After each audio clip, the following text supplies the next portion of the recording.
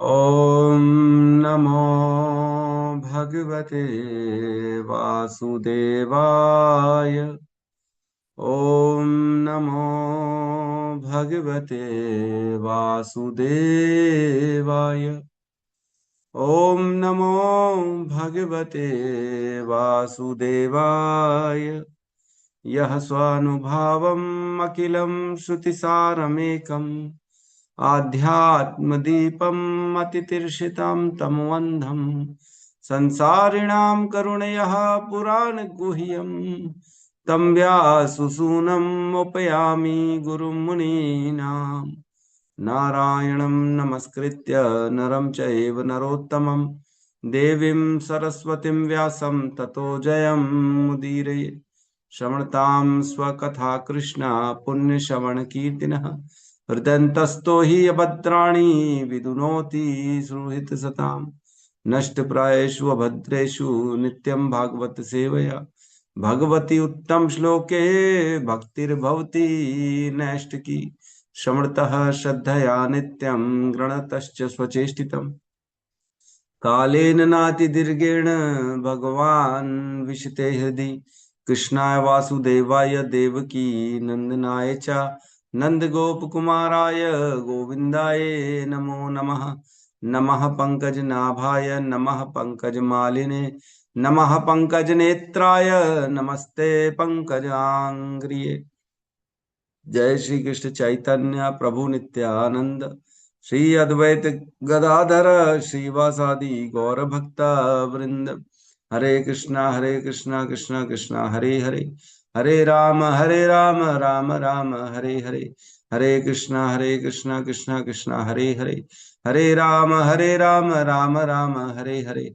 हरे कृष्णा कृष्णा कृष्णा हरे हरे, हरे राम राम राम हरे हरे।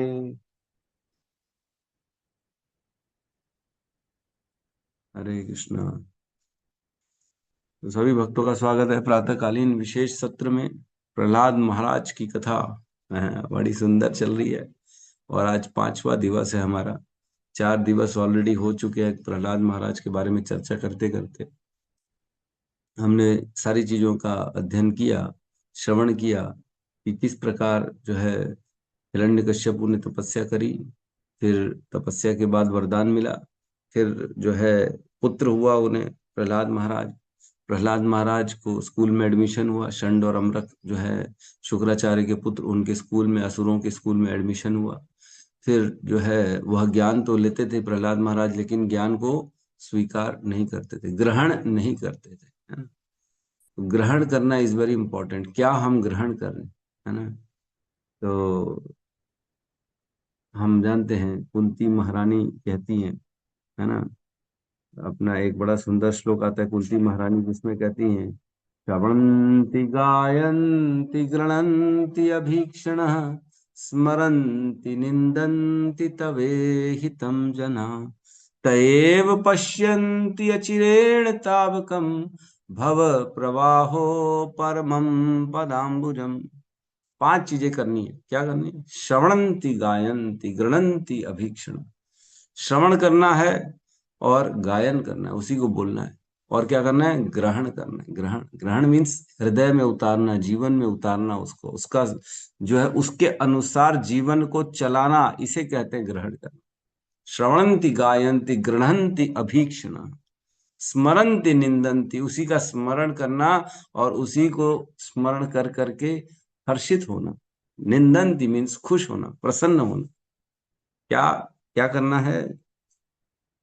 और तवे ही तम जना, जो आपके कार्यकलाप हैं उनके बारे में जो ये सब करता है तो क्या होता है? तएव पश्यन्ति अचिरेण तावकम, तो वह तुरंत दर्शन करता है। तएव पश्यन्ति अचिरेण तावकम, उसको कोई समय नहीं लगेगा, तुरंत दर्शन करता है ना। क्या दर्शन करता है? भव प्रवाहो परमम पदाम्बुजम, जो आपके चरण हैं, जो ऐसे चरण हैं जो इस भव सागर से व्यक्ति को पार करने में सक्षम हैं, उनकी कृपा से भव सागर से पार किया जा सकता है। ऐसे भगवान के चरणों का दर्शन हो जाता है तुरंत, है ना। तो ग्रहणंती, ग्रहण जो करेगा उसके साथ ये होगा, है ना। तो यहाँ पे क्या करें? जो प्रहलाद महाराज थे, उन्होंने षंड और अमरक से ज्ञान तो प्राप्त किया, लेकिन वह आसुरी ज्ञान को ग्रहण नहीं किया। वो सुनते थे और रिपीट भी कर देते थे, पूछने पर बता भी देते थे, लेकिन उसे ग्रहण नहीं करते। तो फिर आगे देखते हैं हम, जो हिरण्यकश्यपु ने सवाल पूछा अपने पुत्र से कि क्या ग्रहण किया, क्या सुना, क्या सीखा तुमने गुरु से अपने। तो उन्होंने अपने गुरु जो नारद मुनि हैं उनसे जो ज्ञान सीखा उसका वर्णन कर दिया। गुस्से में आ गया, फेंक दिया, पटक दिया प्रहलाद महाराज को। दूसरी बार दोबारा जब कुछ टाइम बाद पूछा गया तो देखा, अरे ये तो काम का नहीं है, तो उसे फिर मारने का प्रयास किया गया, अलग अलग तरीके से मारने का प्रयास किया गया। फिर भी जब नहीं मरे, टेंशन में आ गए हिरण्यकश्यपु। षंडमरक ने कहा ठीक है कोई बात नहीं, हम बृहस्पति जो है, बृहस्पति और शुक्राचार्य हमारे गुरु आ जाए, तब तक इसको वरुण पाश में बांध के रखते हैं और हम प्रयास करते हैं इसको शिक्षा देने की। ले जाया जाता है इसको शिक्षा देने के लिए। तब उसके दोस्त जो थे, असुर कुल के दोस्त, असुर जो स्कूलमेट्स क्लासमेट्स जो थे उनके, वह प्रहलाद महाराज को देख के बड़े जो है उन्हें अच्छा नहीं लगा, दुखी हो गए। और प्रहलाद से पूछने लगा, ये सब तुमने कहाँ से सीखा, क्या है तुम्हारा स्रोत, क्या है, तुमने कहाँ से सीखा, हमने तो कहीं से नहीं सीखा। तो प्रहलाद महाराज ने फिर उनको सबको ज्ञान दिया, है ना। उन्होंने टाइम मैनेजमेंट का ज्ञान दिया कि किस प्रकार व्यक्ति की उम्र 100 साल होती है। 50 साल सोने में, 10 साल बचपने में, 10 साल तरुणी अवस्था में, और 10 साल वृद्धावस्था में, 10 साल जरावस्था में। इस प्रकार केवल बचे कितने, 10 ही साल बचे।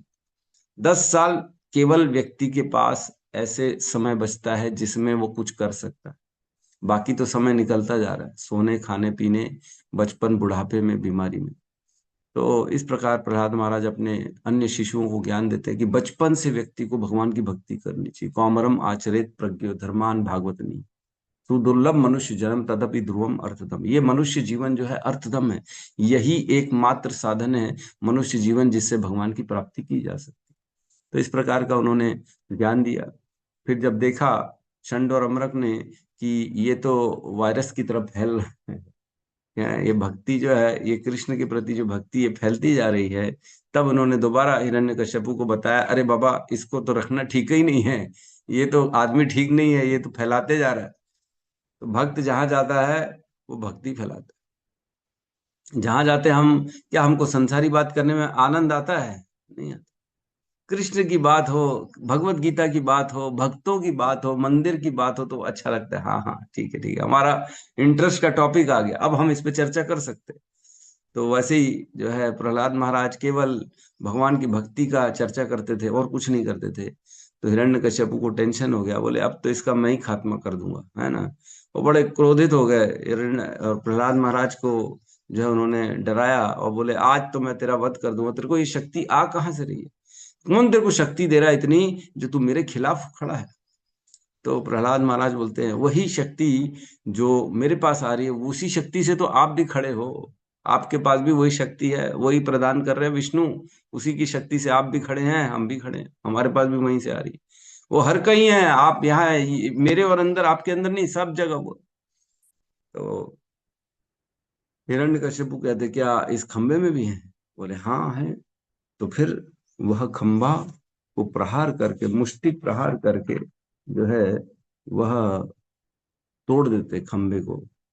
तब वहां से स्वयं साक्षात भगवान नरसिंह देव का प्राकट्य हो जाता है ना। सत्यम विधातुम निज भृत्य भाषितम, व्याप्तिम च भूतेषु अखिलेषु आत्मनः, अदृश्यत्यद्भुत रूपम उद्वहन, स्तंभे सभायाम न मृगम न मानुषम।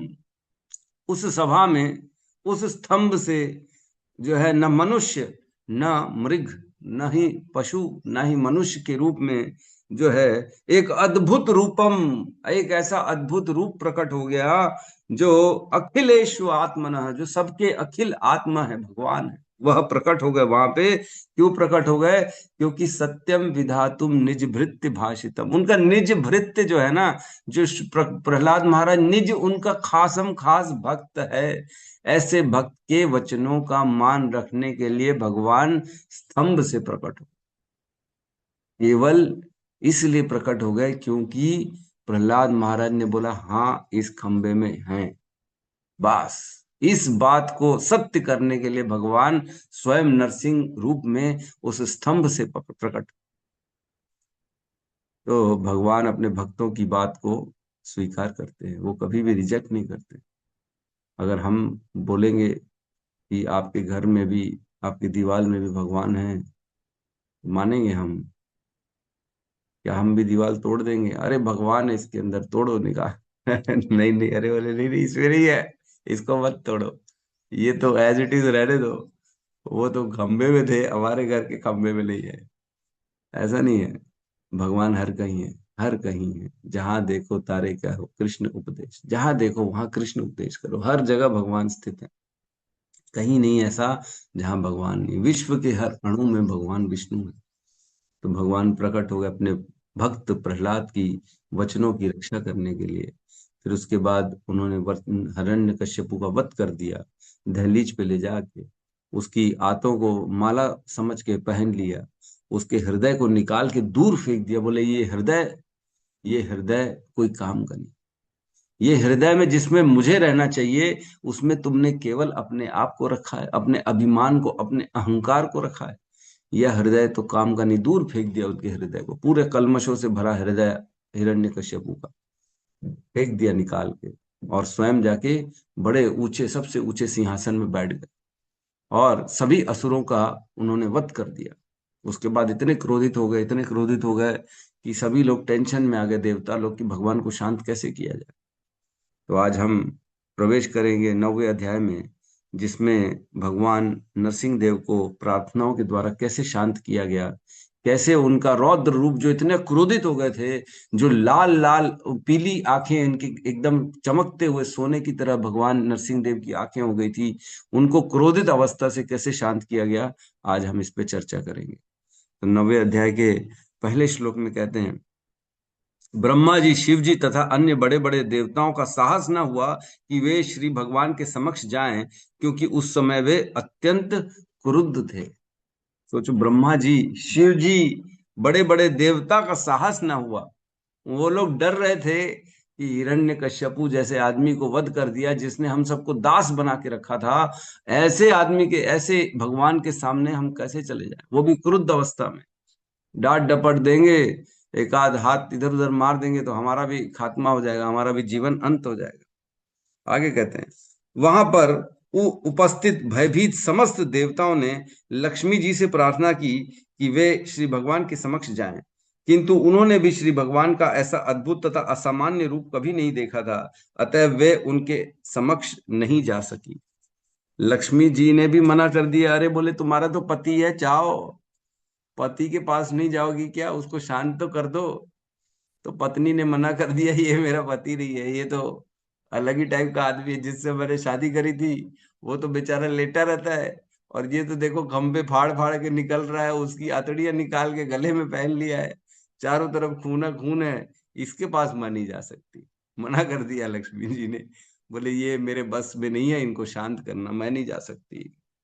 तो उसके बाद तत्पश्चात ब्रह्मा जी ने अपने समीप ही खड़े भक्त प्रहलाद महाराज से अनुरोध किया, हे प्रिय पुत्र, भगवान नरसिंह देव तुम्हारे आसुरी पिता पर अत्यधिक क्रुद्ध हैं, अतएव तुम आगे जाकर श्री भगवान को शांत करो। अब ब्रह्मा जी ने युक्ति लगाई, दिमाग लगाए, बोले कोई जा नहीं रहा है, लेकिन भक्त प्रहलाद के कारण स्वयं भगवान आए हैं, खंबा तोड़ के, खंबा फाड़ के, तो इसी को आगे किया जाए, इसी से शांत हो सकते हैं भगवान, और कोई तरीका नहीं है। तो भक्त प्रहलाद महाराज जो है, वो जो है केवल एक छोटे से बालक थे, परंतु उन्होंने ब्रह्मा जी की बातें मान ली। वे धीरे धीरे भगवान नरसिंह देव की ओर आगे बढ़े और हाथ जोड़कर पृथ्वी पर गिरकर उन्हें सादर प्रणाम किया। अब उन्होंने दंडवत प्रणाम किया आगे बढ़कर। भक्त प्रहलाद ने आगे बढ़े, वो नहीं, वो मान गए बात। उन्होंने उन्होंने डर नहीं दिखाया, उनको डर नहीं था।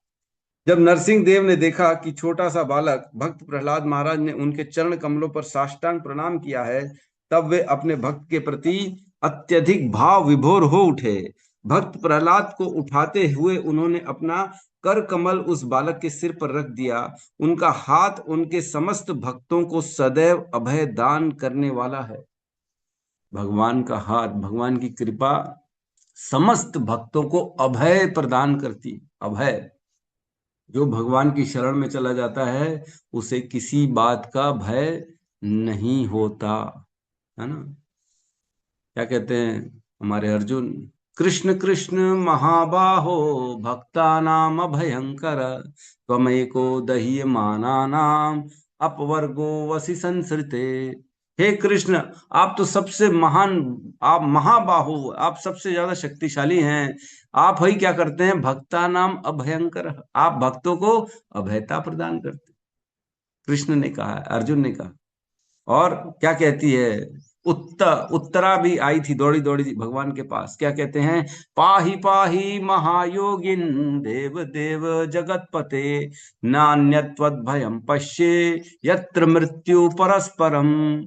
क्या कहती है उत्तरा, कि मेरे को तो वो आपके अलावा और कोई दिखता ही नहीं है जो अभयता, मृत्यु से अभयता प्रदान करने वाला कोई हो आपके अलावा। ना अन्यत्वद भयम पश्ये, मैं देख ही नहीं सक रही हूं और किसी को जो मुझे अभयता प्रदान करे मृत्यु से।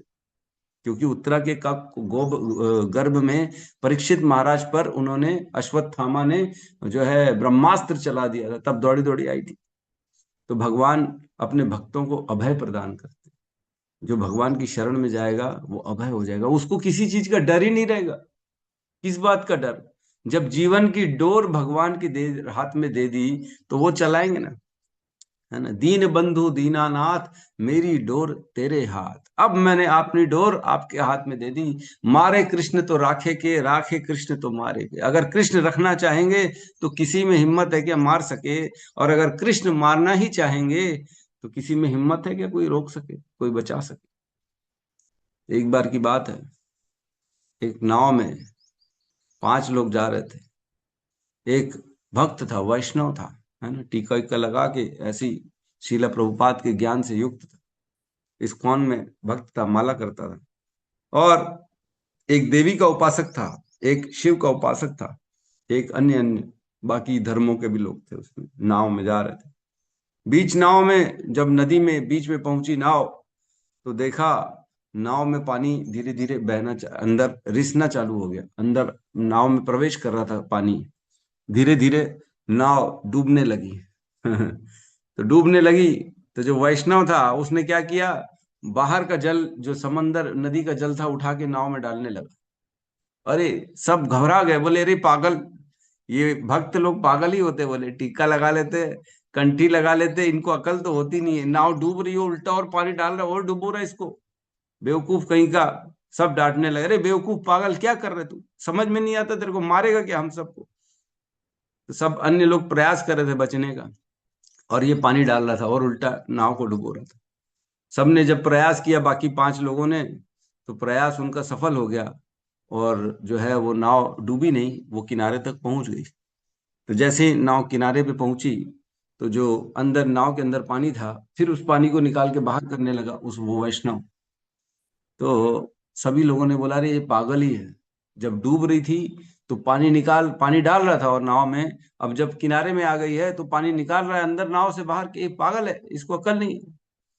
तो किसी ने, उस नाविक ने पूछा, अरे भाई आप इतने समझदार हो, आप तो इस्कॉन का टीका लगाते हो, कंठी पहनते हो, आप माला भी कर रहे हो, लेकिन ये क्या कर रहे हो, आपको अकल नहीं है, डूबती हुई नाव में पानी डालते हो और जब बच गई है तो पानी निकाल रहे हो।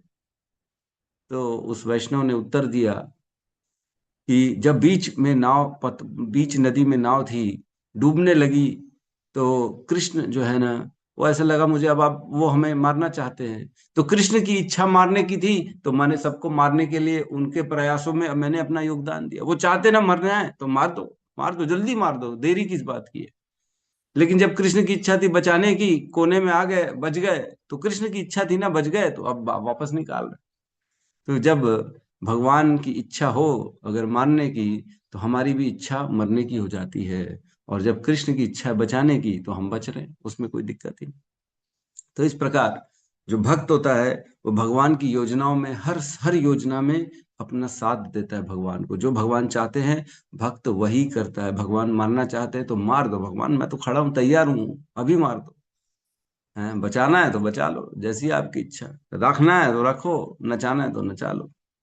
तो भक्त हमेशा भगवान की इच्छा में अपनी इच्छा विलीन कर देता है, उसकी खुद की कोई इच्छा नहीं होती भक्त।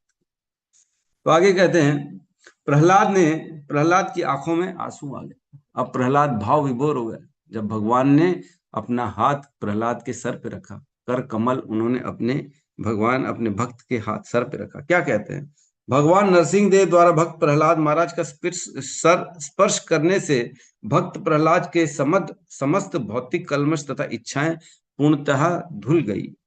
अतः वे तत्काल दिव्य पद को प्राप्त हो गए और उनके शरीर में आनंद के समस्त लक्षण प्रकट हो गए। उनका हृदय प्रेम से पूरित हो उठा, उनकी आंखों में आंसू भर आए और उन्होंने अपने हृदय में श्री भगवान के चरण कमलों को धारण कर लिया। बहुत ज्यादा भाव विभोर हो गए भगवान को। अरे देखो, इतना मेरे लिए कर दिया भगवान ने, ऐसा रूप लेके आ गए, खंबा फाड़ के आ गए हैं, मेरे पिता का वध कर दिया, जिसने मेरे ऊपर यातनाएं करी, समस्त असुर कुल का वध कर दिया। कितने प्रेमी हैं भगवान। भगवान का स्पर्श पाते ही भगवान के और आनंद में डूब गए भक्त प्रहलाद महाराज, पूर्ण रूप से धुल गए वो भौतिक कलमशों से। अब उनके अंदर कोई भी कलमश नहीं बचा। कहते हैं, भक्त भक्त प्रहलाद महाराज ने पूर्ण समाधि में पूरे मनोयोग से अपने मन तथा दृष्टि को भगवान नरसिंह पर स्थिर कर दिया। तब वे स्थिर मन से अवरुद्ध वाणी से प्रेम पूर्वक प्रार्थना करने लगे। अब भक्त प्रहलाद प्रार्थना कर रहे हैं भगवान से, नरसिंह भगवान जो उनके लिए आए हैं उनसे प्रार्थना करें। क्या कह रहे हैं, 8वें नंबर श्लोक में आता है वर्णन। कहते हैं, असुर परिवार में जन्म लेने के कारण यह कैसे संभव हो सकता है कि मैं पूर्ण पुरुषोत्तम भगवान को प्रसन्न करने हेतु उपयुक्त प्रार्थना कर सकूं। बोले, मैं तो असुर कुल में उत्पन्न हुआ हूं, मैं ऐसी प्रार्थना जो बड़े बड़े पंडित होते, ब्रह्मा जी होते, शिव जी होते, उनके जैसी प्रार्थना मैं कैसे कर सकता हूं। मैं तो असुर कुल में उत्पन्न हूं। आज तक ब्रह्मा इत्यादि सभी देवता तथा समस्त मुनिगण उत्तम उत्तम वाणी से श्री भगवान को प्रसन्न नहीं कर पाए। यद्यपि ये सभी व्यक्ति सतोगुणी एवं अत्यंत योग्य हैं, तो फिर मेरे विषय में क्या कहा जाए। मैं तो बिल्कुल ही अयोग्य हूँ। अपने आप को अयोग्य बता रहे कि मैं आपको कैसे प्रसन्न करूं, जबकि ब्रह्मा जी, शिव जी इतने महान महान भक्त हैं, इतने ज्ञानी हैं, वो तक आपको प्रसन्न नहीं कर सके। तो मैं तो असुर कुल में उत्पन्न हुआ एक छोटा सा बालक ही तो हूं, मैं आपको कैसे प्रसन्न कर सकता। आगे कहते हैं, भले ही मनुष्य के पास संपत्ति, राजसी परिवार, सौंदर्य, तपस्या, शिक्षा, इंद्रियों की दक्षता, कांति, प्रभाव, शारीरिक शक्ति, उद्यम, बुद्धि तथा योग शक्ति क्यों न हो, किंतु मेरी समझ से इन समस्त योग्यताओं से भी कोई व्यक्ति पूर्ण पुरुषोत्तम भगवान को प्रसन्न नहीं कर सकता। केवल भक्ति के केवल भक्ति से वह ऐसा कर सकता है। तो भगवान ना ही राजसी परिवार से, ना ही सौंदर्य से, ना ही तपस्या से, ना ही शिक्षा से, ना इंद्रियों की दक्षता से, ना कांति से, ना प्रभाव से, ना शारीरिक शक्ति से, ना उद्यम से, ना बुद्धि से, ना योग शक्ति से, किसी से भी भगवान प्रसन्न नहीं होते हैं, है ना। भगवान प्रसन्न नहीं होते इन सब चीजों से। भगवान केवल भक्त्या माम अभिजानाति, भक्ति के द्वारा ही भगवान को प्रसन्न किया जा सकता है, और कोई तरीका नहीं, है ना। क्या एक श्लोक आता है ना जिसमें कहते हैं, ना माम, बड़ा मुश्किल है आजकल, लोग भूलते जा है ना। बड़ा सुंदर श्लोक है जिसमें कहते हैं कि मेरे को योग के द्वारा जो है मुझे प्रसन्न नहीं किया जा सकता, ना स्वाध्याय से मुझे प्रसन्न किया जा सकता है, ना मुझे किसी जो है त्याग और तपस्या से ही कोई मुझे प्राप्त कर सकता है। मैं तो केवल भक्ति के द्वारा ही मैं प्राप्त किया जा सकता हूँ, है ना? बड़ा सुंदर श्लोक था।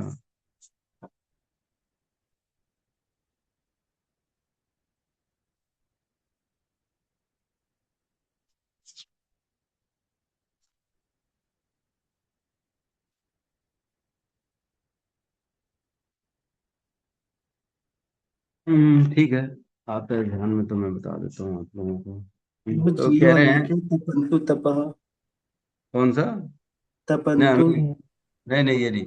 न साध्यति माम योगो, न स्वधर्म न साध्यति माम योगो न सांख्य धर्म उद्धव न स्वाध्याय न तपस्त्यागो यतोर भक्ति ममो अर्जिता। केवल भक्ति के द्वारा मुझे अर्जित कर लेता है, खरीद लेता है भक्त। ना स्वाध्याय, ना सांख्य धर्म, इन सब से नहीं होगा। न साध्यति माम योगो, मेरे को योग के द्वारा साधन नहीं किया जा सकता। साध्यति मीन्स मुझे साध कर लेना, मुझे अपना बना लेना। मेरे को योग के द्वारा न साध्यति माम योगो न सांख्य धर्म उद्धव, सांख्य धर्म का अगर पालन कर लिया तो उससे भी कुछ नहीं होने वाला। न स्वाध्याय, अपने अध्ययन कर लो अलग अलग वेदों को, उससे भी कुछ नहीं होने वाला। न तपस त्यागो, तपस्याएं और त्याग से भी मुझे नहीं साध किया जा सकता। यतोर भक्ति ममो अर्जिता, मेरी भक्ति करने से तो मुझे अर्जित कर लेता है व्यक्ति, खरीद लेता है। तो यहाँ कह रहे हैं केवल भक्ति से ही ऐसा कर सकते हैं, ना ही ये अन्य अन्य जितने भौतिक चीजें दिखती हैं, हम देखते लोग, अरे कितना स्मार्ट है, कितना उच्च कुल का है, अरे वाह वाह कितनी बड़ी बड़ी गाड़ियों में घूम रहा है, इसके यहाँ सुख है, ये मंदिर भी जाता है। तो भगवान इन सब चीजों से प्रसन्न नहीं होते। भगवान केवल भक्ति से प्रसन्न हो, और किसी चीज से भगवान प्रसन्न नहीं हो। आगे कहते हैं 10वें श्लोक में कहते हैं, यदि अगर कोई ब्राह्मण कुल में उत्पन्न हो और ब्राह्मण की 12 योग्यताएं उसके अंदर हो, है ना, यदि किसी ब्राह्मण में 12 योग्यताएं हों, किंतु यदि वह भक्त नहीं है और श्री भगवान के चरण कमलों से विमुख है, तो वह उस चांडाल भक्त से भी अधम है जिसने अपना सर्वस्व भगवान को अर्पित कर दिया है। कह रहे हैं अगर कोई ब्राह्मण है और उसके अंदर सारी योग्यताएं, 12 योग्यताएं होती हैं ब्राह्मण के अंदर, वो सारी योग्यताएं अगर उसके अंदर हैं, तो भी वह उस चांडाल से अधम है जो भगवान को समर्पित है। अगर ब्राह्मण है और वह भक्त नहीं है, और कोई चांडाल है और वो भक्त है, तो चांडाल इज बेटर देन ब्राह्मण, ऐसा बता रहे। कौन बता रहे हैं? प्रहलाद महाराज। आगे कहते हैं 11वें नंबर श्लोक में, परमेश्वर अर्थात पूर्ण पुरुषोत्तम भगवान सदैव आत्मतुष्ट रहने वाले हैं। अतएव जब उन्हें कोई भेंट अर्पित की जाती है, तो भगवत कृपा से यह भेंट भक्त के लाभ हेतु ही होती है, क्योंकि श्री भगवान को किसी की सेवा की आवश्यकता नहीं है। बहुत इंपॉर्टेंट चीज कह रहे प्रहलाद महाराज, कि भगवान आत्मतुष्ट हैं, उन्हें कुछ भी नहीं चाहिए। उन्होंने ही तो सब बनाया है संसार, जीवात्माएं, है ना, मन बुद्धि अहंकार, 5 तत्व, 5 इंद्रिय विषय, सब तो भगवान से उत्पन्न हुआ है। तो भगवान को हम दे के उनको क्या प्रसन्न कर लेंगे? वो तो आत्मतुष्ट है, आत्मराम है, उनको जरूरत ही नहीं है इन सब चीजों की, भौतिक चीजों की। लेकिन जब व्यक्ति भक्त भगवान को कुछ अर्पित करता है, तो बेसिकली वह लाभ उसी को मिलता है। अगर आज हम भगवान को कुछ डोनेशन दे देते हैं मंदिर में, तो हमको क्या लगता है कि मंदिर को जरूरत है इसलिए हम दे रहे हैं? नहीं नहीं, हमको जरूरत है कृपा की, इसलिए हम दे रहे हैं। आज हम देंगे तो हम ही को कृपा मिलेगी। लाभ किसको मिलने वाला है भगवान को अर्पित करने से? भगवान को चलो किसी माता जी ने बहुत सुंदर सुंदर पकवान बना के दे दिए, तो लाभ किसको मिलेगा?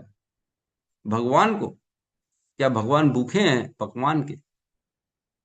नहीं नहीं, जो बनाने वाला है, जो भगवान को अर्पित करने वाला है, उस पर भगवान कृपा करेंगे। देखो मेरे लिए कितना ये लोग मेहनत कर रहे हैं, मुझे अर्पित कर रहे हैं, भगवान उस पर कृपा करेंगे।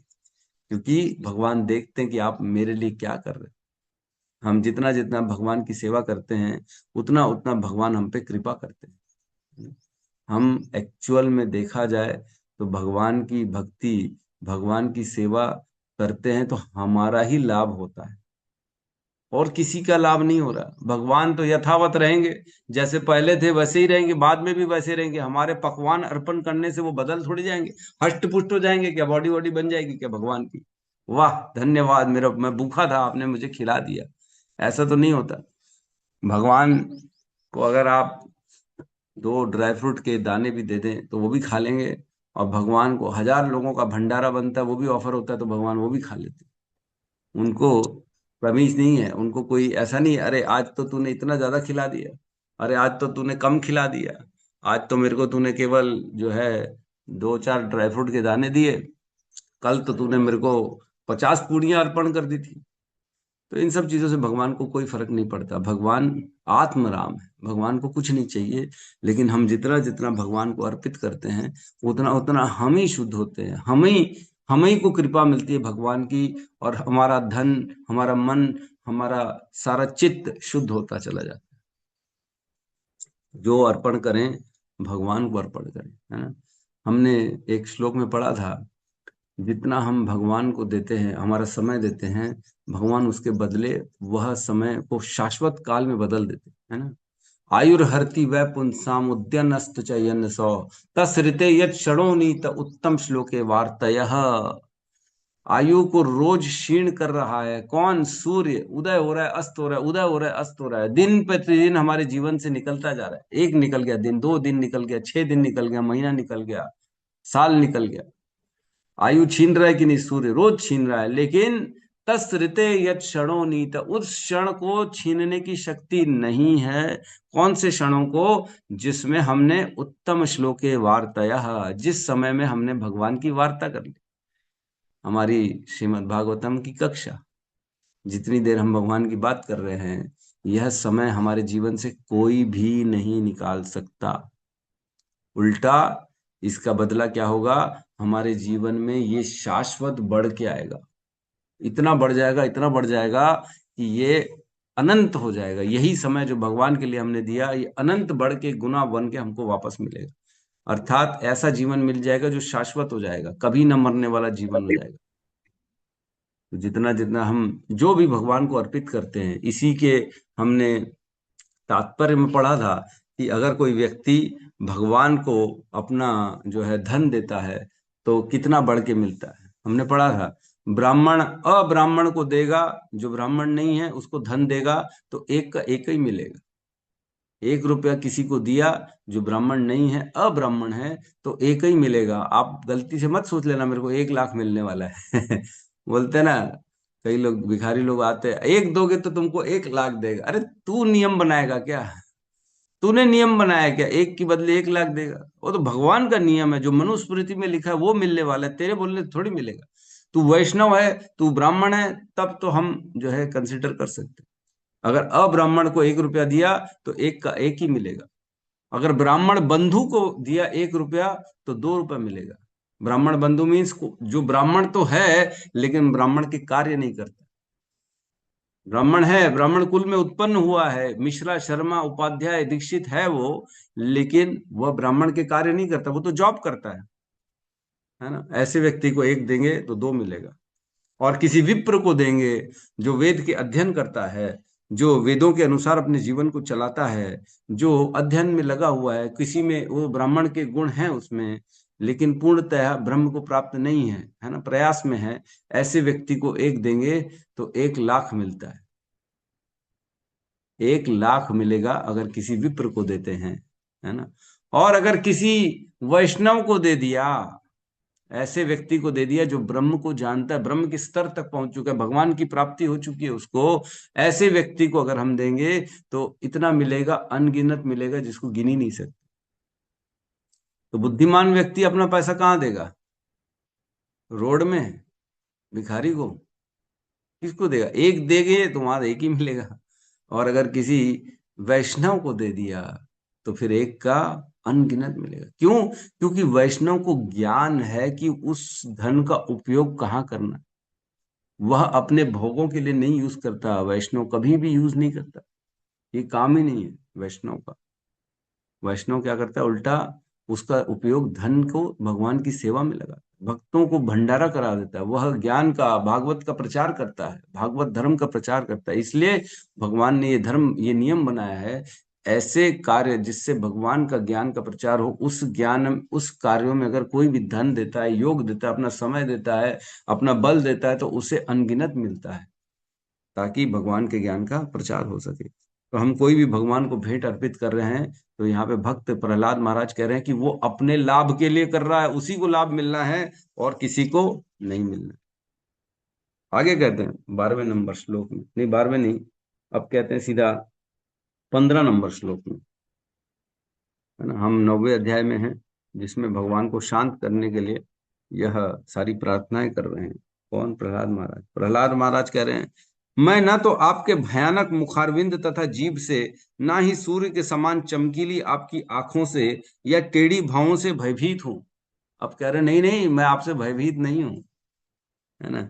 मैं आपके तेज नुकीले दांतों से, आंतों की माला से, रक्त रंजित गर्दन के केशों से या बर्छे जैसे पैने कानों से भी नहीं डर रहा हूं। ना ही मैं आपके भीषण सिंह नाद से भयभीत हूं, जिससे हाथी चारों दिशाओं में भागकर दूर चले जाते हैं।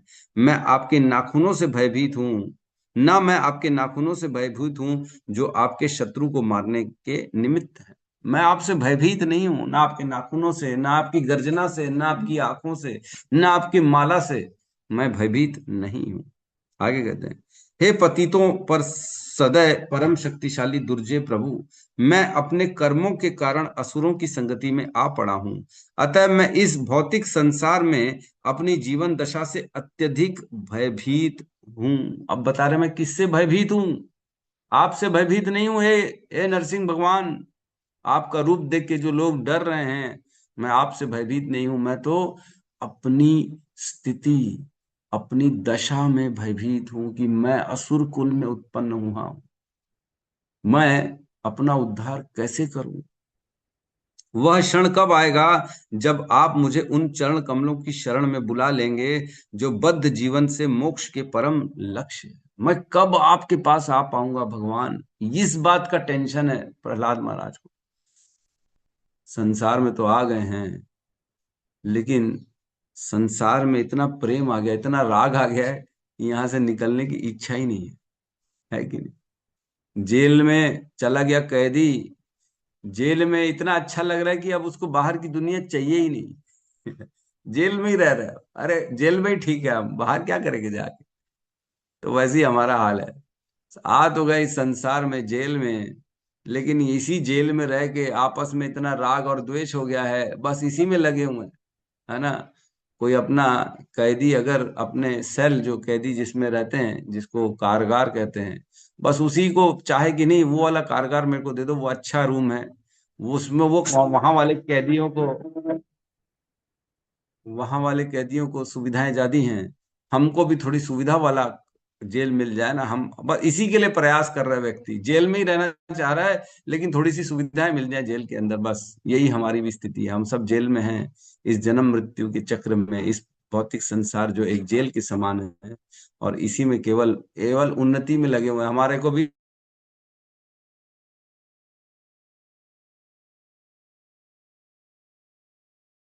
भीत हूं, मैं अपने कर्मों के कारण। हरे कृष्णा, आवाज आ रही है? नहीं प्रभु, थोड़ा स्टॉप हो गया था बीच में। हरे ठीक है, कृष्ण। अब भी आ रही। अभी अब भी है। अभी क्लियर है ना? हम्म। ठीक है, तो यहाँ कह रहे हैं, मैं अपने कर्मों के कारण इस असुरों की संगति में आ पड़ा हूं, और मैं इस भौतिक संसार में जीवन जी रहा हूं, इस स्थिति से भयभीत हूं मैं।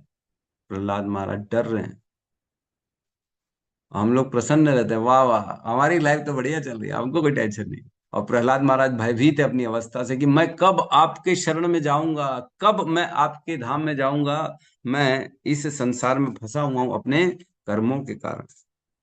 बहुत सुंदर वर्णन है।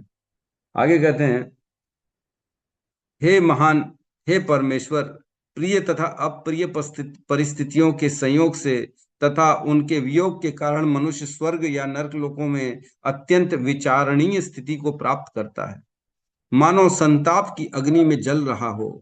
यद्यपि इस दुखमय जीवन से बाहर निकलने के अनेक उपचार हैं, किंतु भौतिक जगत में ये उपचार स्वयं दुखों से भी अधिक कष्टकारक हैं।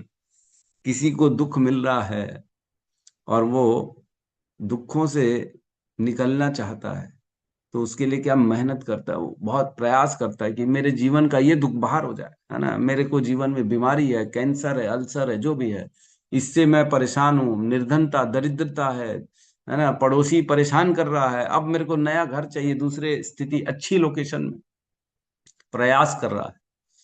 तो जो प्रयास है वही इतना कष्टदायक होता है कह रहे वो दुख से ज्यादा कष्टदायक तो प्रयास है। जितना दुख नहीं है पड़ोसी का, पड़ोसी अगर कोई उल्टा सुल्टा मिल जाए आदमी परेशान रहता है। फिर बोले अब मेरे को जो है एक हाई एंड सोसाइटी में मकान चाहिए, अब उसके लिए दिन रात मेहनत कर रहा है कि मैं अब अपना घर शिफ्ट कर लूं, ऐसे पड़ोसी से छुटकारा पा लूं। तो जो मेहनत है ना स्वयं, वह इतनी कष्टदायक है, उससे अच्छा तो पड़ोसी को सहन ही कर ले। लेकिन व्यक्ति की बुद्धि नहीं होती इतनी कि वो ये कर पाए।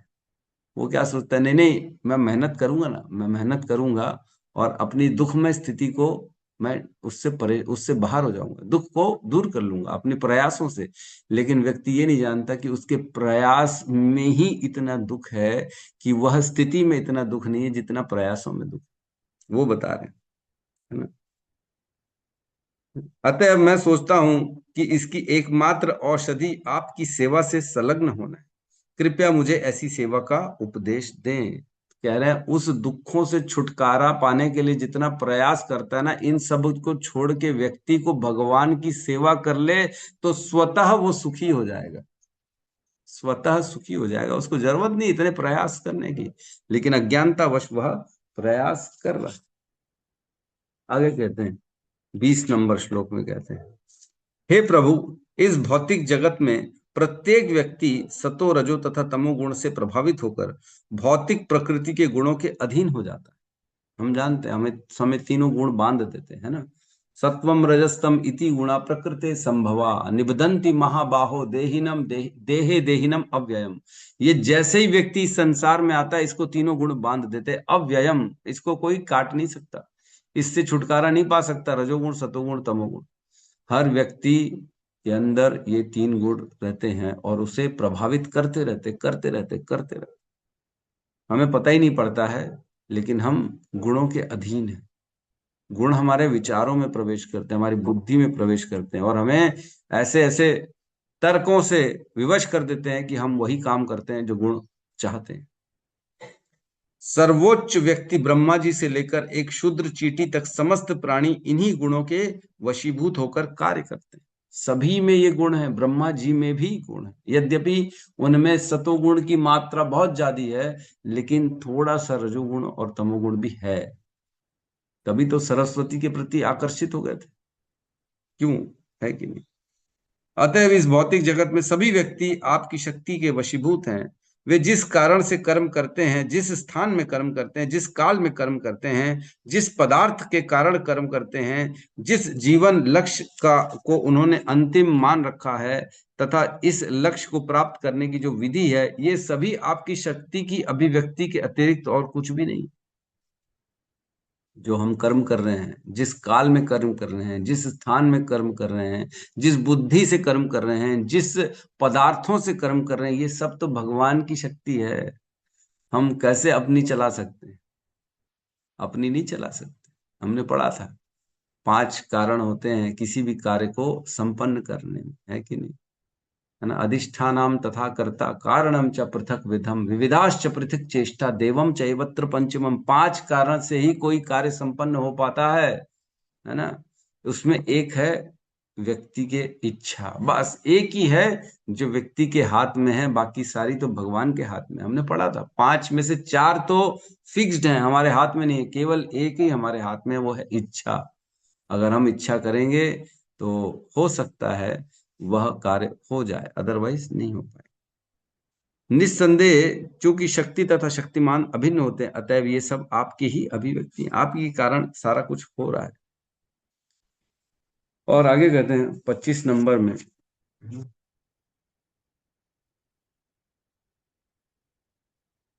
इस भौतिक जगत में प्रत्येक जीव कुछ न कुछ भावी सुख की कामना करता है, जो मरुस्थल में मृग मरीचिका के समान है। हर व्यक्ति को सुख चाहिए, प्रहलाद महाराज कह रहे हैं हर व्यक्ति कुछ न कुछ सुख की कामना से ही कार्य करता है, जो कि मृग मरीचि के समान है। जैसे मरुस्थल, रेगिस्तान में दूर पानी दिखता है, मिराज जिसे कहते हैं। मिराज एक्चुअल में पानी होता नहीं है, लेकिन दिखता पानी है, तो व्यक्ति प्रयास करता है और उस पानी को प्राप्त करने के लिए और मेहनत करता है, जाता है, तो पता लगता है यहाँ पानी नहीं, फिर दूसरी थोड़ी दूर में और पानी दिखता है, वो और दूर होता जाता है। जितना व्यक्ति प्रयास करता है वो और उतना उतना दूर होता चला जाता है पानी, मरुस्थल में। उसी प्रकार कह रहे हैं इस संसार की सुख भी है, भावी सुख की कामनाएं भी ऐसे, ऐसा लगता है ये पालेंगे तो सुखी हो जाएंगे। जब उसको प्राप्त कर लेते हैं तो एक्चुअल में तो सुखी होते नहीं। फिर लगता है नहीं नहीं, शायद और कुछ रह गया, अब ये भी प्राप्त कर लें तो हम सुखी हो जाएंगे। इस प्रकार मनुष्य केवल सुखों की दौड़ में लगा हुआ है और उसे सुख की प्राप्ति नहीं हो रही है। वह केवल सूखता चला जा रहा है। सुख तो मिल नहीं रहा है, लेकिन व्यक्ति सूखता चला जा रहा है।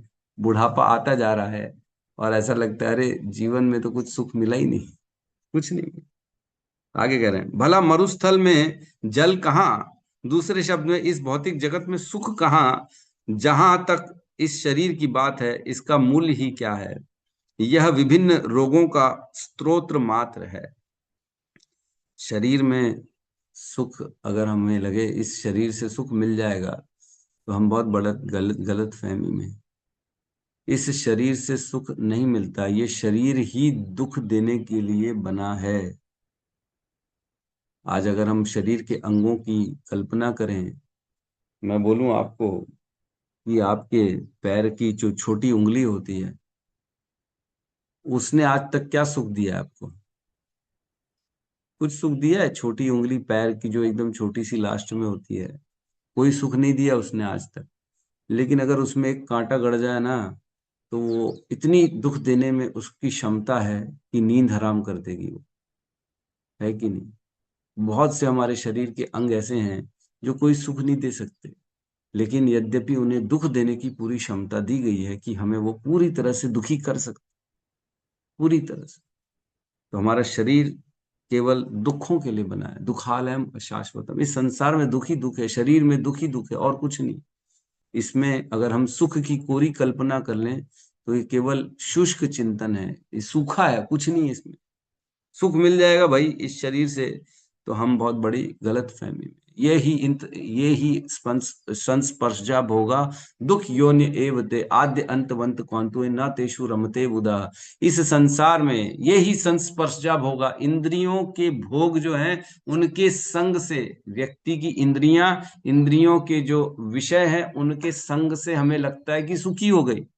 जीवा में गुलाब जामुन आ गया, तो गुलाब जामुन और जीवा के स्पर्श से हमें लगता है कि हम सुखी हो गए, वाह वाह वाह, क्या गुलाब जामुन खा लिया, वाह वाह वाह, आनंद आ गया। लेकिन वह गुलाब जामुन दुख देने के लिए सुख दे रहा है। आगे चल के उससे डायबिटीज हो रहा है और पता ही नहीं पड़ रहा है हमको, वाह वाह सुख मिल रहा है। और अंदर जाके हमारे पूरे शरीर में दुखों का संचार करने की तैयारी कर रहा हो, पीछे से दुख खड़ा है। तो जितना हम सुखों के प्रति आकर्षित होते हैं, उतना ही उसके पीछे पीछे दुख आते हैं।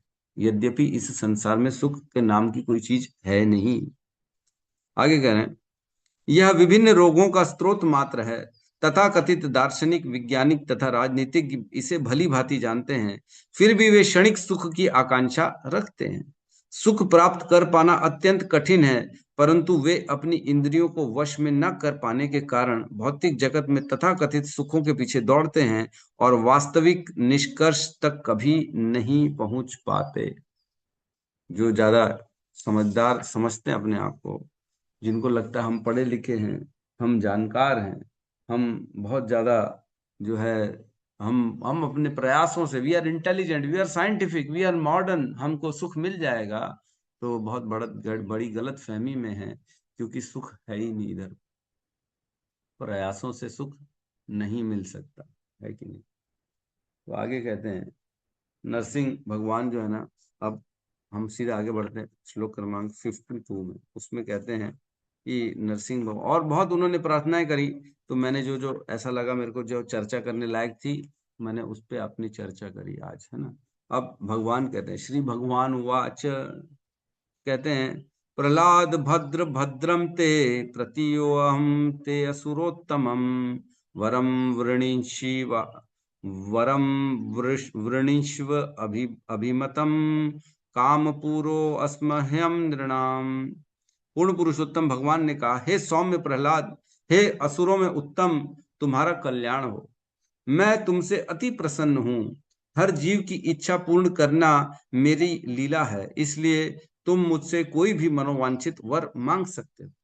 अब नरसिंह भगवान कह रहे हैं प्रहलाद को कि तुम मुझे बड़े प्रिय हो प्रहलाद, तुमने मुझे प्रसन्न कर दिया, मैं तुम्हारी भक्ति से प्रसन्न हो गया हूं, कुछ वर मांगो मेरे से। तो प्रहलाद क्या कहते हैं, तो आगे कहते हैं 54 में, है ना। हे भक्त प्रहलाद, तुम अत्यंत भाग्यशाली हो।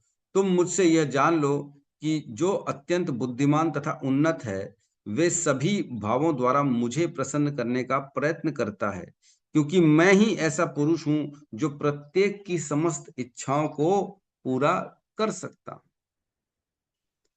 प्रहलाद महाराज को कह रहे हैं भगवान कि बुद्धिमान व्यक्ति जो है, वह जो भी प्रयास करता है वो मेरे लिए करता है। बुद्धिमान व्यक्ति मेरे लिए प्रयास करता है, न कि सुखों के लिए प्रयास करता है, क्योंकि मैं सभी की इच्छा पूरी करने की क्षमता रखता हूं। मैं ही ऐसा व्यक्ति हूं जो समस्त सबकी इच्छा पूरी कर सकता हूं, है ना। हमने पढ़ा है, एक जो आता है कठोपनिषद में श्लोक होता है ना, जिसमें कहते हैं, नित्यो नित्यानाम चेतनश्च चेतनानाम एको बहुनाम यो विदधाति कामान। सभी नित्यों में एक नित्य है, समस्त आप आत्माएं नित्य हैं, उनमें एक परम नित्य है भगवान। समस्त चेतनाओं में एक परम चेतना है, हमारे सब के पास चेतना है, आत्मा से चेतना आती है, चेतनाश चेतना नाम। समस्त चेतनाओं में एक चेतना मुख्य चेतना है। और एको बहुनाम यो विदताति कामान, इन सभी में से एक ही है जो सभी की कामनाएं पूरी कर रहे हैं। कौन? वो भगवान। नित्यो नित्यानाम चेतनश्च चेतना नाम एको बहुनाम यो विदधाति कामान। वो सभी की कामनाओं पूरी करने की क्षमता रखते हैं, वो भगवान। वो सभी में नित्य हैं, चेतनाओं में सबसे श्रेष्ठ है। तो वो भगवान सबकी यहाँ पे कह रहे हैं कि मैं ही सबकी जो है प्रार्थना पूरी करता हूँ, और मैं सबकी इच्छा पूरी करता हूँ। तो यहाँ अब 10वें अध्याय में हम प्रवेश करते हैं, जिसमें प्रहलाद महाराज को वर देना चाहते तो हैं, लेकिन अब प्रहलाद महाराज कहते हैं कि नहीं नहीं, मैं क्या व्यापारी हूँ, है ना। 10वें अध्याय के 4थे श्लोक में कहते हैं, अन्यथा हे भगवान, हे हे समस्त हे समस्त जग के परम शिक्षक, आप अपने भक्त के प्रति इतने दयालु हैं कि आपने उसे कुछ भी ऐसा करने को प्रेरित नहीं किया जो उसके लिए अलाभकारी हो। दूसरी ओर जो व्यक्ति अपनी भक्ति के बदले में कुछ भौतिक लाभ चाहता है, वह आपका परम भक्त नहीं हो सकता। वह तो उस व्यापारी की तरह है जो सेवा के बदले लाभ चाहता है। अब प्रहलाद महाराज कह रहे, अरे मैं कुछ मांग लूंगा तो ये तो लेन देन हो जाएगा ना, ये तो व्यापारी हो गया। मैंने दिया और लिया, ये तो व्यापार हो गया। मैंने भक्ति करी, सेवा करी, इसके बदले में वरदान ले लिया, ओहो ओहो, ये मैं नहीं कर सकता। भक्त प्रहलाद मना कर रहे, क्या मैं वणिक हूं? क्या वणिक हूं? सब है वणिक। क्या मैं वणिक हूं, व्यापारी हूं, जो आपसे कुछ ले लूं? भक्ति कर ली, सेवा कर ली, इसका क्या मतलब है मैं ले लूं? नहीं नहीं नहीं नहीं नहीं, मैं नहीं ले सकता भक्ति के बदले कोई वरदान, मैं नहीं ले सकता। कितने उत्तम सोचो विचार हैं प्रहलाद महाराज के। हम तो भगवान आ जाए, प्रकट हो जाए हमारे सामने, मांगो क्या मांगते हो, तो हम तो लिस्ट लेके लंबी बैठे हैं, अरे भगवान ये कर दे मेरा काम, वो काम कर दे, ये भी दे दो, नौकरी, घोड़ा, गाड़ी, बंगला, सुख सुविधाएं, नाम फेम, है ना, बल शक्ति, सब दे दो मेरे को, हर चीज दे दो, जो जो आप दे सकते हो सब दे दो। लिस्ट लेके बैठे। अभी मेरी बेटी रखती बेंगलोर में पढ़ने, पढ़ रही है बेंगलोर में, है ना, बीबीए कर रही है, अभी 31 को आने वाली है। वो बोलती, पापा मैंने लिस्ट बना ली है, रायपुर आऊंगी तो मेरे को क्या क्या सामान चाहिए। अरे मैंने कहा तू आई नहीं, पहले लिस्ट बना ली, लंबी लिस्ट बना ली। बोले ये सामान चाहिए मेरे को। ठीक है भाई, आ जाना, लेके दे देंगे। कहने का अर्थ ये है कि हम लिस्ट बना के तैयार रहते हैं कि हम जो है ये चाहिए वो चाहिए। और यहाँ कह रहे हैं प्रहलाद महाराज, मुझे कुछ नहीं चाहिए, मैं कुछ नहीं ले सकता। कह रहे हैं जो सेवक अपने स्वामी से भौतिक लाभ की इच्छा रखता है वह निश्चय ही योग्य सेवक या परम भक्त नहीं है। इसी प्रकार जो स्वामी अपने सेवक को इसलिए आशीष देता है कि स्वामी के रूप में उसकी प्रतिष्ठा बनी रहे, वह शुद्ध स्वामी नहीं है।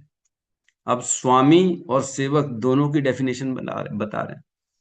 कौन सही में सेवक है, जो शुद्ध सेवक है वो कौन है, और शुद्ध स्वामी है वो कौन है ना। जो अगर इच्छा रखता है कोई भौतिक सेवा के बदले, तो वह शुद्ध सेवक नहीं है। और जो अपने प्रतिष्ठा चाहता हो स्वामी, इसलिए जो है सेवक से जो है सेवक को रखा हुआ है कि या ये मेरी सेवा करेगा, मेरी प्रतिष्ठा बढ़ेगी, तो वो शुद्ध सेवक नहीं है। दोनों शुद्ध नहीं है, न सेवक न स्वामी। आगे करें, हे प्रभु, मैं आपका निस्वार्थ सेवक हूं और आप मेरे नित्य स्वामी हैं। सेवक तथा स्वामी होने के अतिरिक्त हम कुछ भी नहीं चाहते। आप मेरे स्वाभाविक स्वामी हैं और मैं स्वभाव आपका सेवक हूं। हम दोनों में कोई अन्य संबंध नहीं है। आप मेरे स्वाभाविक स्वामी हैं और मैं स्वाभाविक आपका सेवक हूं। बस हम दोनों का यही संबंध है और कोई संबंध नहीं है। मैं ना आपसे अलग हूं, ना आप मुझसे अलग हैं। मैं सदा सदा आपका सेवक हूं। सदा सदा आपकी सेवा करना ही मेरा धर्म है। इसके अलावा मेरा और कोई धर्म नहीं है। जीवेर स्वरूप है कृष्णेर नित्य दास। ये कह रहे हैं कि मेरा स्वरूप है, हर जीव का स्वरूप है कि हम भगवान के नित्य दास हैं। क्या हम अपने स्वरूप को समझते हैं? नहीं समझते। आगे कहते हैं, हे सर्वश्रेष्ठ वरदाता स्वामी, आप यदि आप मुझे कोई वांछित वर देना ही चाहते हैं, तो मेरी आपसे प्रार्थना है कि मेरे हृदय में किसी प्रकार की भौतिक इच्छाएं ना रहें। अब और छक्का मार दिया इन्होंने एक के बाद एक के बाद एक प्रहलाद महाराज चौका छक्का मारे जा रहे, मारे जा रहे। अब कह रहे चलो ठीक है, इच्छा ही देना, आप मेरे को वरदान ही देना चाहते हो ना, तो ठीक है, ऐसी वरदान दो कि मेरे अंदर कोई इच्छा ही ना रहे। इच्छाओं शून्य इच्छा हो जाए मेरे अंदर, अब मेरे कोई भौतिक इच्छा नहीं चाहिए, ऐसा वरदान दे दो मेरे को। जब पूरी इच्छाएं ही खत्म हो जाएंगी तो बचेगा क्या? है?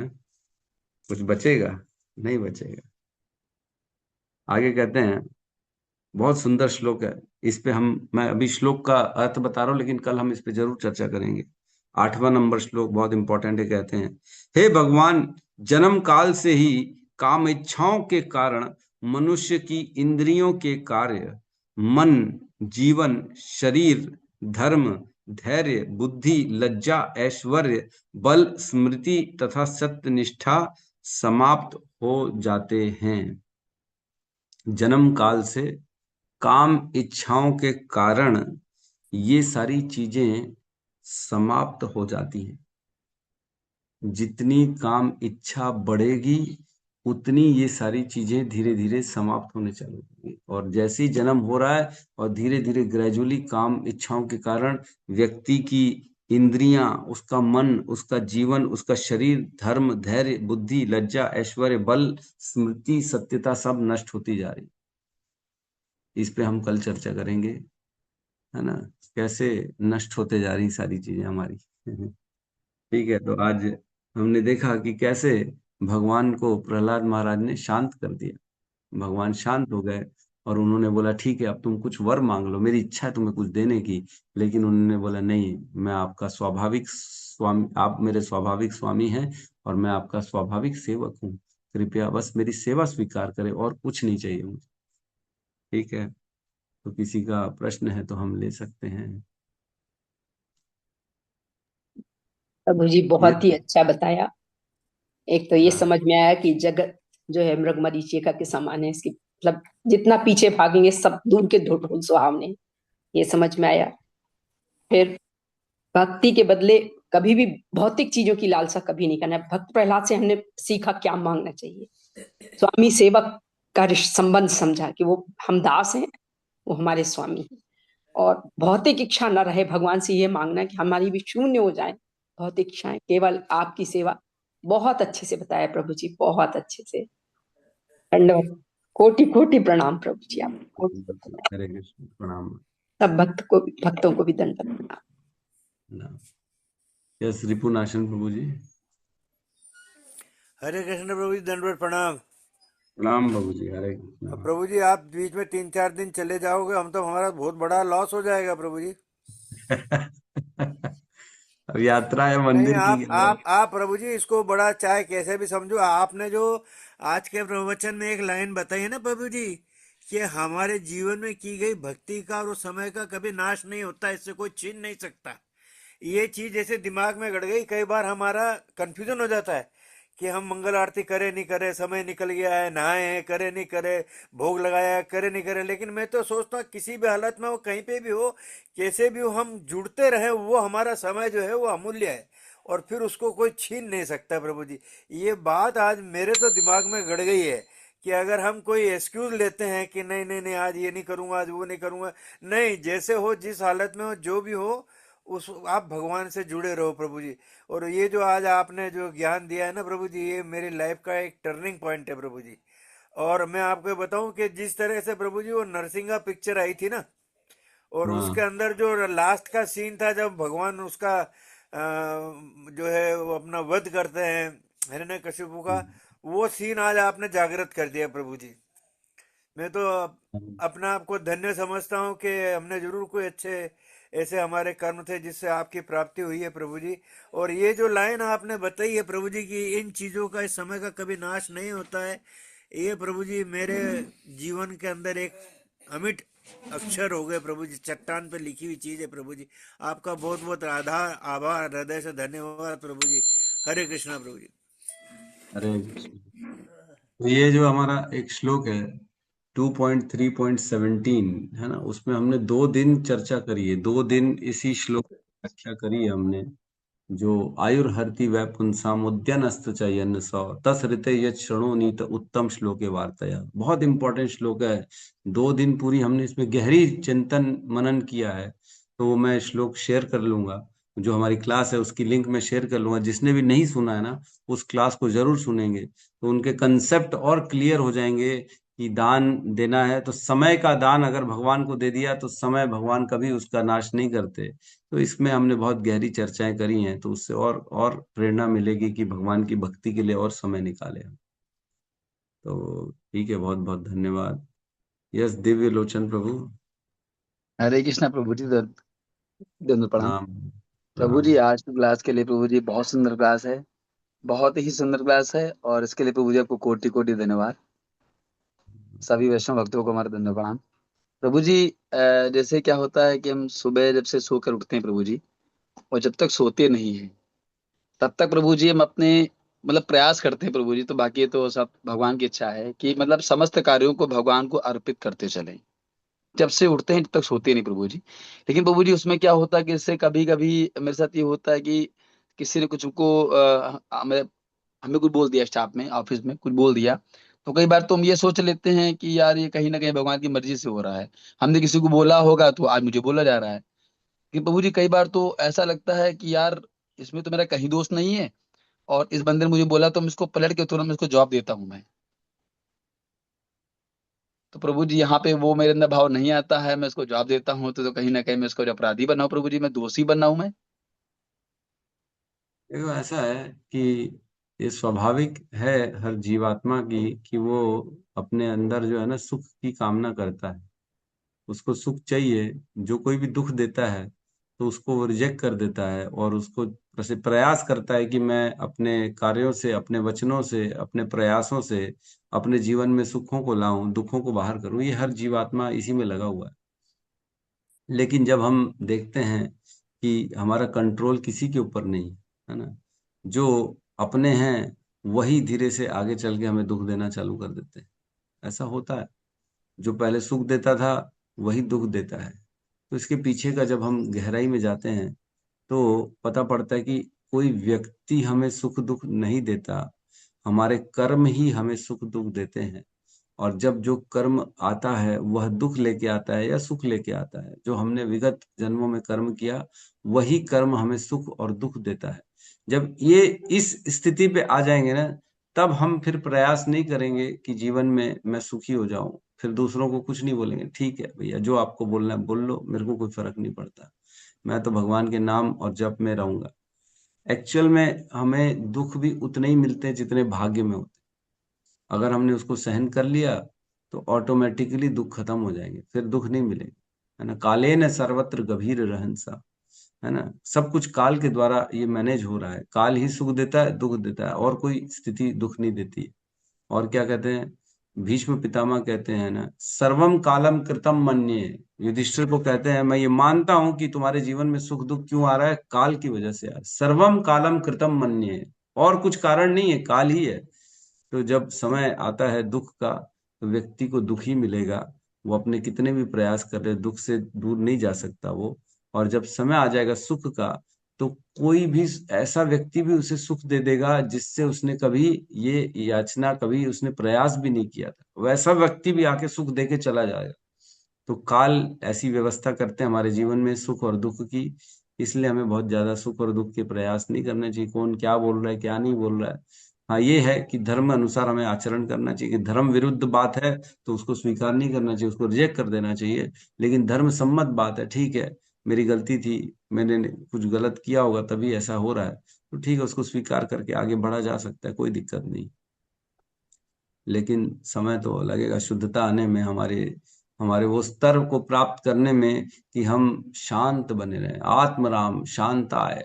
ये ऐसे ऐसी स्थिति में आ जाएं कि कोई कुछ भी बोल रहा है, उसका कोई हमारे अंदर फर्क ही नहीं पड़ रहा है। हमारे अंदर तो एसी चल रहा है, बाहर के ताप हमें जला ही नहीं पा रहे। ऐसी परिस्थिति आने में टाइम लगेगा, लेकिन आ जाएगी। भक्ति करते करते वो परिस्थिति भी आ जाएगी, सामने वाला गाली भी देगा, गंदा गंदा भी बोलेगा ना, तो भी अंदर में हरे कृष्ण चल रहा है और उसका आनंद आ रहा है। वाह वाह वाह, भगवान का आनंद। बाहर की चीजें हमें छू भी नहीं पाएंगी, तो उसमें थोड़ा समय लगेगा, लेकिन प्रयास करने से वो स्थिति भी प्राप्त हो जाएगी। तो सहन करिए प्रभु जी, प्रयास करिए, किसी को कुछ ज्यादा ना बोले। धर्म के अनुसार जो चीजें हैं, जो कर्तव्य के अनुसार है, उसका जवाब जरूर देना पड़ेगा। है, ड्यूटी से पीछे नहीं जाना है। पता लगा हमारा काम ही है किसी को टोकना, क्वालिटी इंचार्ज बना दिया है, और हम क्वालिटी में जो है कोई गलती भी कर रहा है तो उसको कुछ ना बोले, तो ये ठीक नहीं होगा। जो है धर्म है, कर्तव्य है, इनको करना है। लेकिन जहाँ पर्सनल मैटर आ जाते हैं, वहां पे शांत रहना चाहिए। ठीक है भाई, आपको जो बोलना है बोलो, कोई फर्क नहीं पड़ता। ठीक है प्रभु जी। प्रभु जी रोजाना जो आपकी क्लास में सुनते हैं प्रभु जी, तो प्रयास प्रभु जी यही करते हैं कि जो भी हमारे हम्म 10-12 घंटा मेरी जो भी सेवा रहती है, भौतिक सेवा रहती है प्रभु जी, उसमें जी। मैं मतलब जहाँ कोई बात ऐसी आती है प्रभु जी, तो आपके शब्दों को मैं रिपीट करता हूँ अपने अंदर से कि नहीं प्रभु जी ने बताया था क्लास में, हमको इसको फॉलो करना है, कहीं ना कहीं उसी को मान के चलना है कि ठीक है, जैसा भी अपने जीवन में जो मिला है उसको उसी रूप में स्वीकार करना है प्रभु जी, उसी में उतने में हमको अपना मतलब जो है भगवान की भक्ति का भाव प्रभु जी उसमें प्रकट करना है। प्रभु जी हम्म। कोटि कोटि धन्यवाद प्रभु जी आपको। हरे कृष्णा प्रभु जी, धन्यवाद प्रणाम। प्रभु जी फिर मैं कुछ कहूंगी, आप कहेंगे कि बहुत बोलती है ये। क्या करूं, नहीं रोक पा रही हूँ मैं अपने को अच्छा, कि बोलिए बोलिए, अब बोला मैं भगवान ने, आप। देखिए, भगवान ने आपको भी इंटेलिजेंस दी है, हमें वही भगवान ने सबको दी है। पर शायद हमें लगता है हमारे अंदर कुछ हिरण्यकश्यप भी जिंदा है। क्यों नहीं हम वो अर्थ निकाल पाते हैं, क्यों नहीं वो अर्थ निकाल पाते हैं जो आप अर्थ, आपकी बॉडी लैंग्वेज, आपका बोलने का तरीका, आपकी सच बता रहे हैं प्रभु जी, अद्भुत किया है। आपके अंदर अभी भक्त प्रहलाद की एक बहुत बड़ी कृपा है, और हम लोगों के अंदर नहीं है प्रभु जी। मेरे अंदर तो नहीं है, बाकी की तो मैं नहीं कह रही, मतलब नहीं, वो सेंस नहीं निकाल पाते।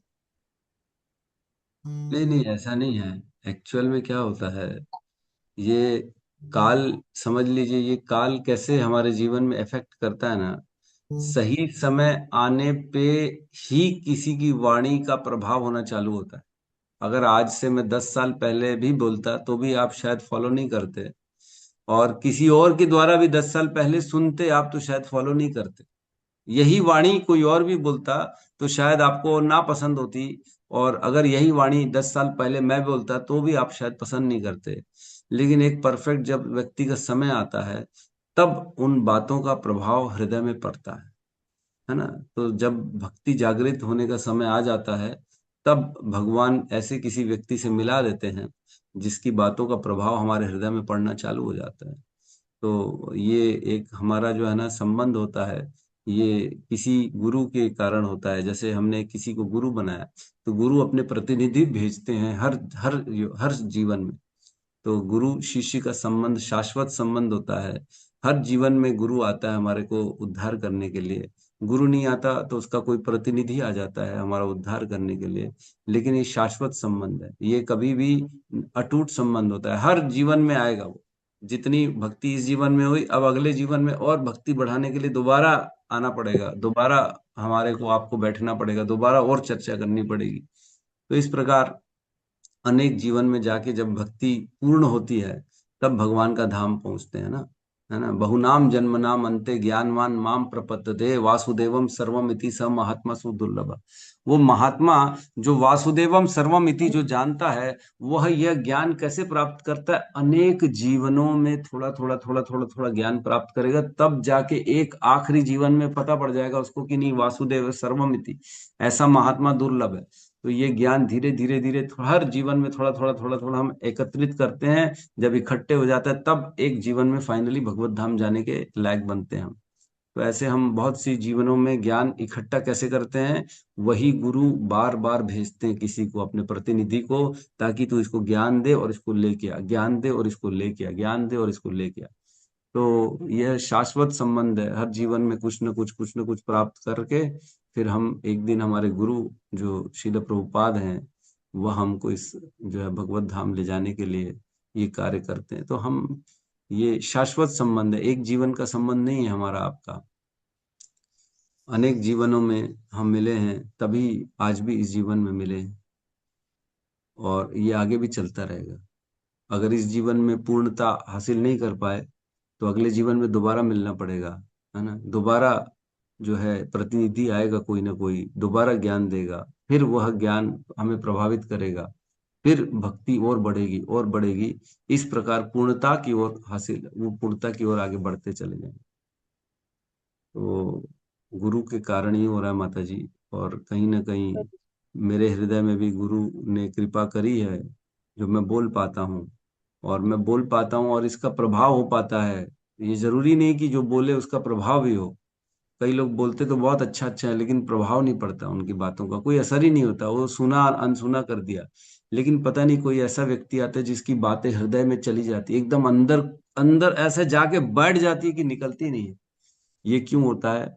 ये तो भगवान की कृपा के कारण ही होता है। प्रभाव भगवान की कृपा से आता है, और कोई तरीका नहीं प्रभाव लाने का।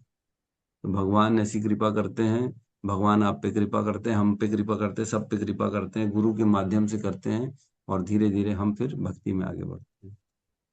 तो प्रभु जी कृपा रखना, भगवान कृपा बनाए। धन्यवाद, धन्यवाद, आप सभी का धन्यवाद, जो इतना शांति से सुनते हैं और स्वीकार करते हैं, और मुझे इतना प्रेरणा देते हैं, और मुझे मुझे मतलब और करने के लिए जो है, मुझे प्रभाव, मुझे मुझे मुझे मतलब प्रेरणा मिलती है कि और करें, और पढ़ें, और करें। तो कहीं ना कहीं ये सब प्लानिंग चल रही है कृष्णा की, जो होते जा रहा है। तो आप सब वाकई में हैं, इसीलिए हो पा रहा है। आप सब नहीं रहेंगे तो शायद नहीं हो पाएगा, है ना। भक्त, गुरु भी तब है जब उसके शिष्य, शिष्य के बिना गुरु कैसे? शिष्य अगर नहीं होगा तो गुरु भी नहीं है ना। गुरु हमेशा हमेशा इस तलाश में रहता है कि मेरे पास ऐसा कोई शिष्य आए जिसे मैं पूर्ण रूपेण ज्ञान दूं, और वह इस ज्ञान के माध्यम से और प्रचार करे और उद्धार करे। तो गुरु भी तलाश में रहता है, ऐसी बात नहीं है। माता जी, आने वाला है, जल्दी आने वाला है माता जी, बर्थडे लिख रही है। We want to speak about you. ठीक है। यस सावित्री माता जी, क्या कहना चाहती है? हरे कृष्ण प्रभु जी, दंडवत प्रणाम। आवाज आ रही है प्रभु? यस माता जी। हाँ प्रभु जी, मेरा मेरा तो मैं तो बहुत तुच्छ तुच्छ हूँ, बहुत बहुत नीचे हूँ। तो अभी बोलते हैं कलयुग इतना प्रचंड होता जा रहा है, तो हमें हमें तो फिर से वापस आना पड़ेगा। तो भक्ति कहाँ से मिलेगी क्या जो कर रहे हैं? इतना जल्दी तो नहीं जा पाएंगे भगवत धाम तक, इतना तो नहीं है अपना कॉन्फिडेंस। देखो, हमें प्रयास तो करने हैं ना। अब भगवत धाम जाना ना जाना तो भगवान की कृपा के ऊपर है, हमारे बल पे नहीं है। लेकिन हम प्रयास कर सकते हैं इसी जीवन में कि भैया दोबारा रिस्क नहीं लेना है मेरे को। दोबारा इस संसार में आएंगे तो पता नहीं भक्ति मिलेगी कि नहीं मिलेगा, कोई भगवान का कोई शुद्ध भक्त जीवन में आएगा कि नहीं आएगा। तो ये रिस्क हो जाता है बहुत बड़ा। इसलिए इस जीवन को ऐसा जिए कि ये जीवन आखिरी बन जाए मेरा, बस सारी कमियां मैं इसी जीवन में पूरी कर लूंगा, भगवान के प्रसन्न करने की भक्ति करूं, नाम जप करूं, श्रवण करूं, अपने जीवन को गुरु के निर्देशों के अनुसार जीऊं, ताकि रिस्क ना लूं दोबारा आने का। और कोई कोई जी रास्ता नहीं। आया है, जो जिम्मेदारियां हैं, घर के जो काम है, फिर ऊपर से निद्रा रानी भी आ ही जाती है अपने टाइम पर। करते हैं पर उतना नहीं हो पाता है प्रभु जी जितना होना चाहिए। कहने का मतलब मेरा ये है। करते रहिए माता जी, बस प्रयास ही कर सकते हो और हमारे हाथ में कुछ नहीं है ना। पूर्ण रूपेण प्रयास करें बस, और कुछ नहीं। धन्यवाद प्रभु जी, आपका क्लास बहुत अच्छा रहता है। कुछ क्वेश्चन ही नहीं रह जाता, कुछ बोलने को पूछने को बचता ही नहीं है कि पूछे तो क्या पूछे। बहुत अच्छा है प्रभु जी, आपका बहुत बहुत धन्यवाद है। धन्यवाद। आज कुछ नए जुड़े हैं क्या हमारे साथ? हरि बोल। कृपया जो नए भक्त हैं, कृपया अपना जी अनम्यूट प्रभु करके अपने जी, कोई। एक मिनट। हरे कृष्णा प्रभु जी, दंडवत प्रणाम। प्रणाम माता जी, हरे कृष्णा। रूपा माता जी जुड़ी हैं प्रभु जी। अच्छा, हरि बोल। तो हरे कृष्णा, रूपा माता जी सुन पा रही हैं आप?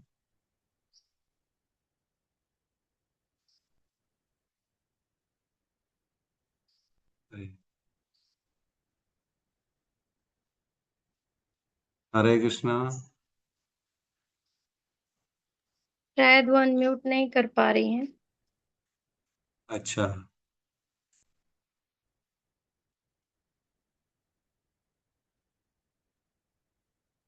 हरे कृष्णा माता जी सुन पा रही हैं रूपा माता जी? हरे हरे कृष्णा। कृष्णा हरे हरे कृष्णा कृष्णा कृष्णा कृष्णा हरे हरे हरे हरे हरे राम राम हरे राम हरे राम हरे श्रीला श्रीमद् भागवतम की जय। जय समस्त भक्त वृंद की जय। जय जगत गुरु श्रील प्रभुपाद की जय। जय साई गौर प्रेमानंदे, हरि हरि बोल। हरि बोल हरे कृष्णा प्रभु जी दंडवत हरे कृष्ण प्रणाम। प्रभु जी, हरे कोटि कोटि कृष्णा दंडवत प्रणाम। हरे कृष्णा दंडवत प्रभु जी प्रणाम प्रभु दंडवत जी, प्रणाम। प्रभु जी दंडवत बहुत प्रणाम। बहुत धन्यवाद आपका। हरे कृष्णा प्रभु जी दंडवत प्रणाम। प्रभु जी दंडवत प्रणाम। हरे कृष्णा, हरे कृष्णा।